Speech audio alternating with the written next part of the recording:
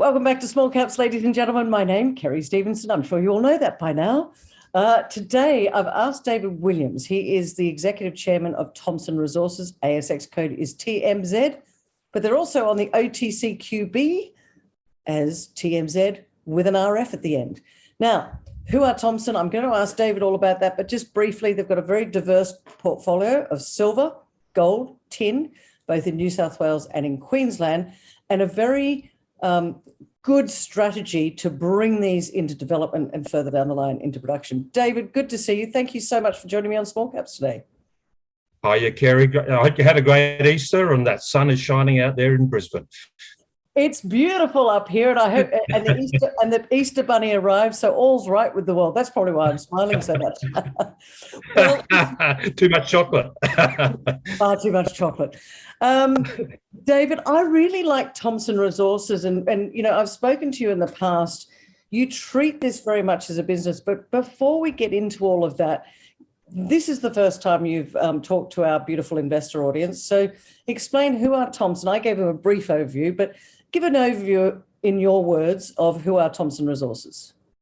Thanks, Kerry. Look, Thomson Resources is about being a silver-focused mining producer, focused on northern New South Wales and the border region of Queensland.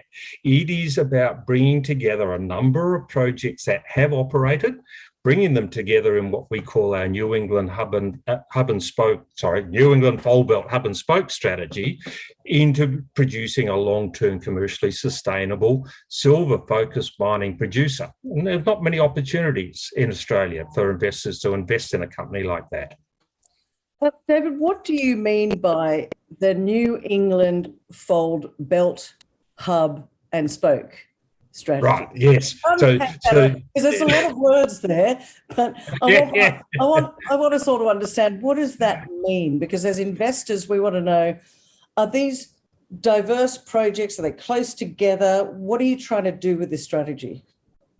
Okay, so look, New England Fold Belt is just the geological domain they're in. But if you just think of that central northern part of New South Wales, Inverell, Glen Innes, Tenterfield, that, you know, what they call the granite belt, through into, and I love this, Texas and Queensland. I always love telling people I'm just on my way back from Texas. I'll be able to talk to you in an hour or two. This area was actually a very prolific and active silver-focused mining area in the late 1800s, early 1900s. And essentially, First World War came along, people went off into the war.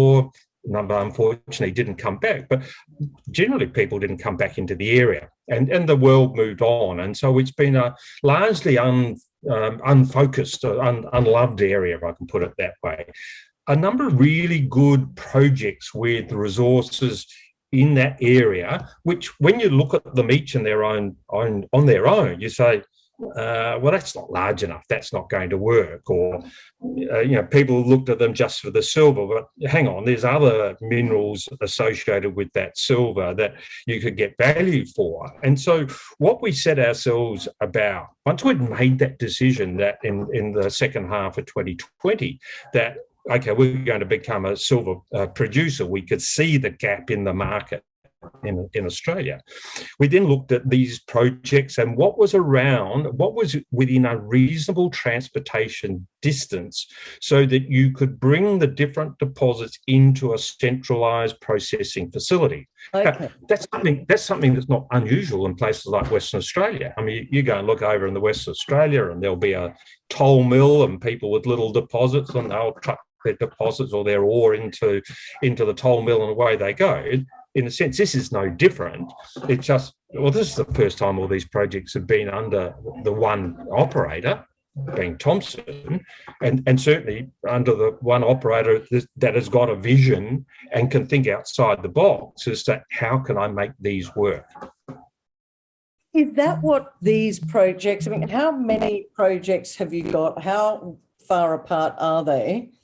And is it this new thinking, do you think, that's going to give value to shareholders going forward? Absolutely. I mean, so you'll never see, I don't believe you would ever see the Webbs project, which is near Emmaville, Glen Innes, or the Conrad project, which is near Inverell, or the Texas district projects, come to life and work in a sustainable way on their own. And Texas has already demonstrated that. It's had 3 different operators that went bust, and they were only focused on the Twin Hills deposit. And I'll come back and talk about that later on. But once you start bringing these together, and we set ourselves a target of having at least 100 million silver equivalent ounces contained in the ground that would be available to a centralised processing facility. And so with Webbs, with Conrad, with the 3 deposits in Texas, Silver Spur, Twin Hills, Mount Gunyon, and with Mount Carrington, you well and truly have that in previously published resources contained in the ground. Now, then the next question, which you touched on, is, are they close enough? Well, what's interesting is that each of those projects, Mount Carrington, Webbs, Conrad, are an hour and a half drive away from Texas. So they're all essentially the same distance away, and all within what we consider to be considering what you'll be trucking in a commercially sustainable distance. Then the next issue you've got is, well, that's all very fine. You're not just dealing with a gold deposit and a gold deposit and a gold deposit like you are in Western Australia. You're dealing with Conrad. It's a silver polymetallic deposit. Webbs is a predominantly silver with some other base metals in it. Texas, you've got Silver Spur, which is silver zinc, and moving to Mount Gunyon, which is a silver, gold and zinc. And so you've got all these different deposits. Well, are you going to be able to process them together? Are you going to be able to get those economies of scale?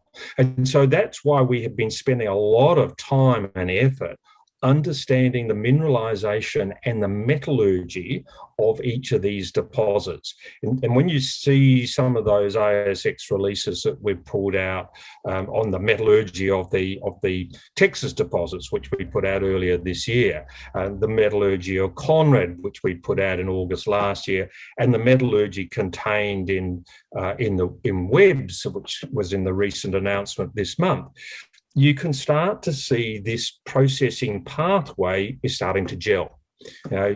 Other than Silver Spur, they all work with a grind and vat leach approach. In the case of Silver Spur, because it's high in zinc and you want to get your zinc recoveries, you do a grind and float. And okay, you might say, how's that going to fit in? Well, that's where this other project, which we don't talk much about, called Mount Carrington, comes into the equation. And Mount Carrington, which is held by White Rock, and which we have an earn-in agreement with them, was very focused on a gold-first approach. Now, putting in a small little gold CIL plant and producing the gold out of 170,000 ounce reserve. Then go and look at whether you can get the silver out.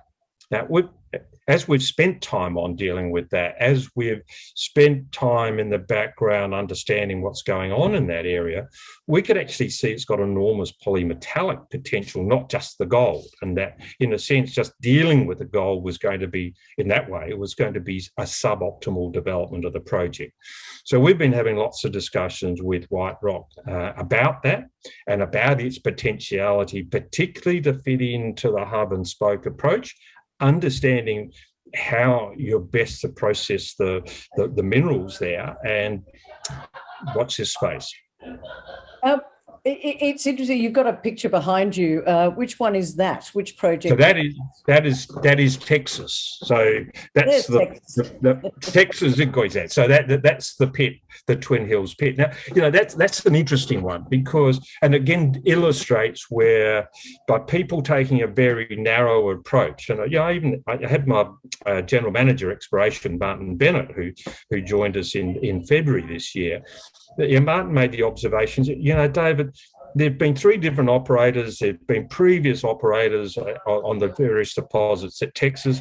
They've all taken a single view about what is there. No one's gone back and looked at it afresh. He said the first people that have ever done anything about sitting back and looking at it from a district scale is Thomson.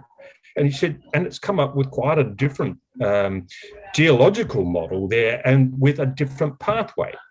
What we know is that the previous operators, McMinn, Alcyone and Morton, chose probably the toughest rock to mine in the Twin Hills pit, and then chose one of the toughest processing pathways, being a heap leach operation, to extract the silver. And it was all because they were focused on silver and becoming a silver focus quickly and taking advantage of the silver boom. But what we know is, and our back calculation, is that they got about 46% of the silver out of that rock on those heap leach pads, and that was about all that they were going to get from it, because we've recreated the testing ourselves. Now, when you actually take that Twin Hills rock and run it through a grind and vat leach approach, we're getting 80% recovery. Oh wow! And so there's quite a significant difference, which it's what's been so important in this, apart from bringing it all together in this centralised processing, but it's actually understanding your rock, understanding the mineralisation and understanding what is the best pathway to get it out. Now, again, to illustrate that each of Mount Gunyon and Twin Hills have a bit of zinc in them, but not a lot. With that grind and vat leach approach, you get pretty poor recoveries of zinc. But, well, okay, we don't really care about that because the value is actually in the silver and a bit of gold that's there. Silver spur is actually quite different because that's pretty much 50-50 silver and zinc. So the zinc is actually very important to get out. So, well, you don't want to run it through that grind and vat leach approach because you're going to lose a lot of value with in the zinc. If you take a grind and float, so a slightly different pathway, then you're actually getting not only 80% recovery of the silver, but you're getting 90% recovery of the zinc. And so you're actually... that hasn't been done before, the way you're looking. No, that's dead right. So, and it's also looking at it and say, okay, well, each of these deposits has a higher grade core, which was sort of known but not really understood because people were looking at it at the whole of the deposit and at a lower grade, and how do I process that without actually having the luxury, if I can put it that way, of much larger resources behind you, and with a focus on, well, silver is key, but let's not lose sight of the value that might be sitting beside it in some of these minerals. So let's look at it that way. And okay, well, is this going to be repeated? And we've just about to complete an IP survey, so a geophysical survey on some previously identified anomalies on Twin Hills itself. So you've got that correlation. And we see a series of these anomalies around in the area, not surprisingly. So we actually think we're going to see a series of these smaller deposits with a higher grade core, where we'll be able to just focus on the higher grade part of it, as opposed to where am I going to get all my silver ounces from out of Texas? Because we know we're going to be able to blend it with ore from Webbs, ore from Conrad, and ultimately we would hope ore from Mount Carrington. And that's where this hub and spoke strategy comes into play, because bringing this all together to a central processing plant is going to make sure that the value is unlocked, because that's what you always say, mining is a business, you treat it like a business. What I want to know, and what my audience I'm sure would like to know, is from now, what is the news flow? Because at the moment we're talking about the deposits and how you can bring them all together. What we want to know is, here we are chatting, coming up, towards the end of April. What's the news flow going to be that you think would give added value going forward? Right. So the first of those will be, or one of the first of those will be our mineral resource estimate for Webbs, done to JORC 2012. That will then complete the picture. As far as other than Mount Carrington is concerned, it also identifies all the exploration upside. So there's plenty more out there and we know through this exercise where to go with that. But that will complete the picture. And I think the first thing is that when that is published, which I'm expecting to be published in May, the investors will be able to look at that total published set of numbers that we have, the aggregate resources, the aggregate grade, and then they'll be able to do comparisons with other companies that are silver focused, and do the comparisons with the enterprise value of the company versus to resource ounce, and do those comparisons, and they'll actually for the first time be able to see with our numbers, which will be very robust numbers and numbers that I will actually be able to talk about, whereas I can't talk about previously published operators' numbers, and do that comparison. And you're going to see how undervalued Thomson Resources is. Now, that's the first part. The second... Hang on, let me stop you. Yep. When are those numbers because that's what people will want to be focused on as well, is when are they going to be able to go, aha, now I see where the value is. That's on target for May.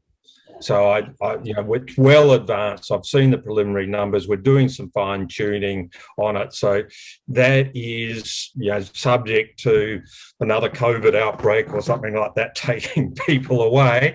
That will come out in May. Okay, and is the stronger silver price, now it's not where I think it's going to get to eventually, but it's a lot stronger than it was, I guess, a couple of years ago. Is that really helpful for these projects as well? Because there is a very good silver focus here. Oh, correct. And look, again, I want to emphasise, and you touched on it, and I throw in a bit tongue-in-cheek my acronym of MAB. I was involved with a technology company before that was playing around with SaaS, but MAB, mining as a business, and that's what we're about. I could have gone out and rubber stamped those previous resources and said, I'll do some director special holes, and this is fantastic. We're ramp it all up. But where's the substance? And so, we had a very quiet news flow second half of 2021 because we were sitting down and doing the work. We were doing all the relogging of the core and the RC chips from all the deposits. We were going through and doing the surface mapping that wasn't there, bringing structural geologists in to try and nut out what was going on geologically, validating all of the databases and filling in the metallurgical gaps. It doesn't produce news, which not great for the share price, but I'm not in it for the now. I'm in this for the long term and delivering, and this is what I talk about when I talk about mining as a business, delivering that long-term, commercially sustainable, silver-focused mining producer in Australia.